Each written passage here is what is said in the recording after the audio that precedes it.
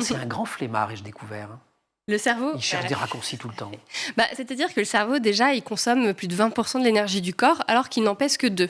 Donc à partir de là, les mathématiques sont rapidement faites. Il doit se mettre en économie d'énergie très rapidement, notamment quand notre mode de vie ne nous permet pas d'apporter toute l'énergie nécessaire. Par exemple, si on dort mal, si on mange mal, si on ne fait pas suffisamment de sport, voilà, tout ça fait que notre énergie va vite tomber en rade.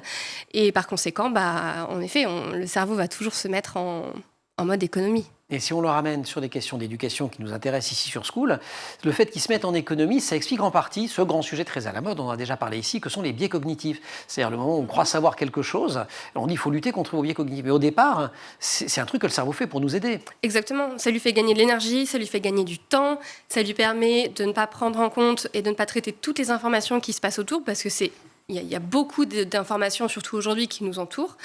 Et en effet, en fait, les biais cognitifs, alors dans certaines situations, vont nous handicaper, mais dans d'autres situations, ces biais cognitifs... Ça fait gagner du temps. C'est Exactement, comme les stéréotypes en fait. Un stéréotype, c'est pratique. Le cerveau se dit, je connais déjà, je ne traite pas. Exactement. Après, ça ne veut pas dire que parce que c'est naturel et parce que des fois c'est utile au cerveau, que c'est pas pour ça que dans certaines situations typiques, il ne faut pas travailler ces biais cognitifs ou travailler ces stéréotypes. Faut vraiment avoir un peu de connaissance sur soi et d'analyse de soi pour réussir à se dire, là, ce biais, il m'handicape et là, ce biais, il m'est favorable.